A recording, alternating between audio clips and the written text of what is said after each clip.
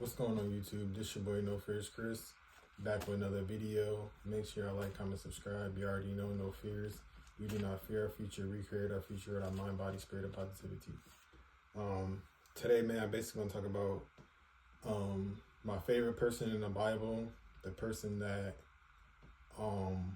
I look up to, and once I learned about him, I was like, yeah, this is the person that like I compare myself to, and I try to, like, I don't know, because basically it's King Solomon. So King Solomon was like a king. He was the most wisest, he was the most wealthiest, but he had his downfalls, which his downfalls were too many. He had like a million wives. He had a million wives. He just enjoyed pleasure. Like at first it wasn't that bad. Like he was following God's word, and then it got, as he became bigger, he fell into lust and let the women bring him down. He had different women, and he was just battling a lot of demons after a while.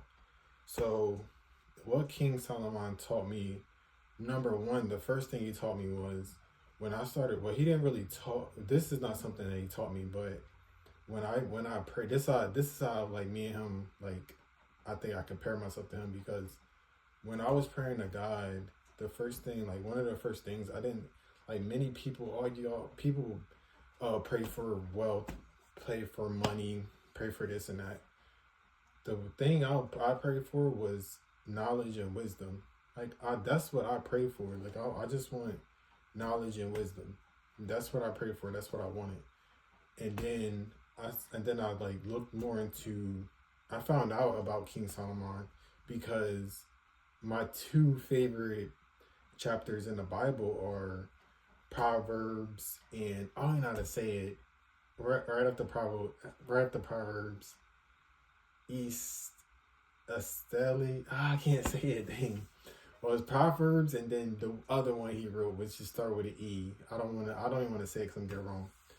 But I see that he was. I think, I don't know if he prayed. I forgot. I don't know if he prayed for it or God gave it to him. But God gave him knowledge and wisdom, and he had the most knowledge and wisdom of his time. And then when I prayed to God, I prayed for knowledge and wisdom. I didn't pray for riches. I didn't pray for this and that. Obviously, I pray for people and I pray for my family and all that. But I want to be knowledgeable and I want to have wisdom. I want knowledge and wisdom. Like I remember I told somebody, I was like, I don't pray for like wealth. I pray. I don't like asking God for like money and all that, like financial stuff or materialistic stuff. Like even before like I started actually like reading the Bible and actually start like following God, I wasn't really praying for like material possessions. Like I just wanted, like I said, I just want to be wise and be knowledgeable. So that was like one of the first things that I was like, dang, like King Solomon's like, I really like compare myself to him. So another thing he taught me is like don't let lust bring you down, and don't be out here chasing a bunch of women. Before, I'm not saying I would chase women, but I was like talking to women, blah blah blah, but talking to a bunch of women, texting a bunch of women, blah blah blah. But once I read about King Solomon, and then he had like 100 wives. But when you have 100 wives, you have a million different women in your ear telling you this, telling you that, making you do this, making you do that.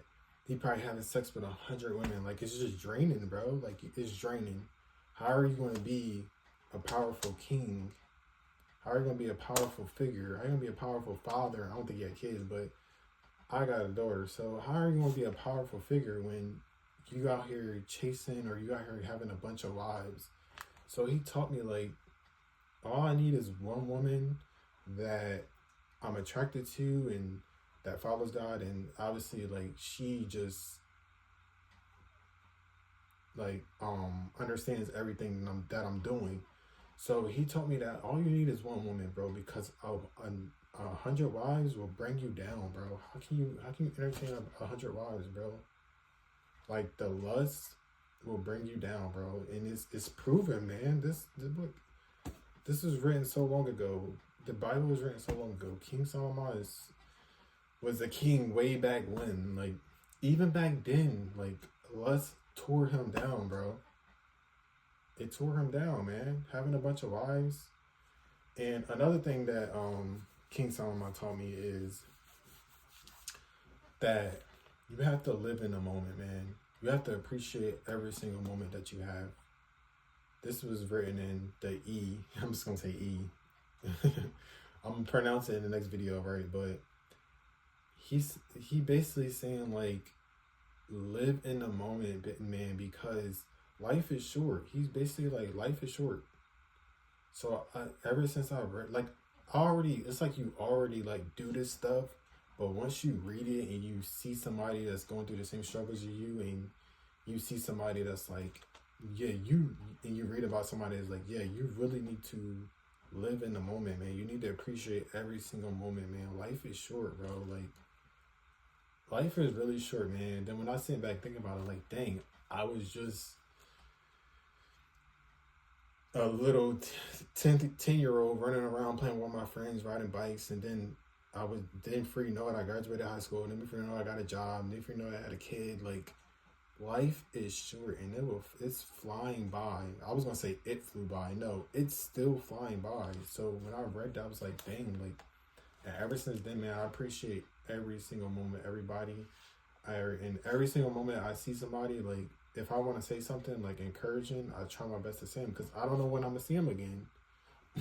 Like, I'm not trying to be like sad or depressed or anything, but like, I don't know when I'm gonna see them again. So when I see somebody, even if it's somebody like, I see somebody frequently, like I see my mom frequently, I see my daughter, like, I'll always try to like say something, like I gotta say something that I have to say. I can't like keep something in, because I feel like I don't know I'm gonna see him again, because life is short, bro. You gotta appreciate every moment with everybody, bro. Like, it's sad, like it's somewhat sad, but that's just how life is, man. But you also gotta understand that God has a plan for your life. From the moment you were in your mother's stomach, he had a plan for your life regardless. No matter what you do, you can't fight it. You can't. So it's like, bro, you can't fight it, bro. God already has a plan for your life. You can't fight it, man. So just live in the moment. Appreciate every moment. Appreciate every person that loves you, not that you love. Because you can love somebody and they don't love you. Appreciate the people that love you. But anyways, man, this is a summary of what King Solomon taught me. And ever since then, man, I'm just like, I love reading about him, and I watch YouTube videos on him. Like, I just love reading about King Solomon, even though it's the same stuff. But every month or every week, I try to like remind myself about the struggles that King Solomon went through. And I want to be better than him. I want to be better than King Solomon. You feel me? Even though he was the wisest man, he was the knowledgeable, he was a great king. But his downfall was women. I'm sorry. Women and pleasure. So, this is basically for my males, man, and females.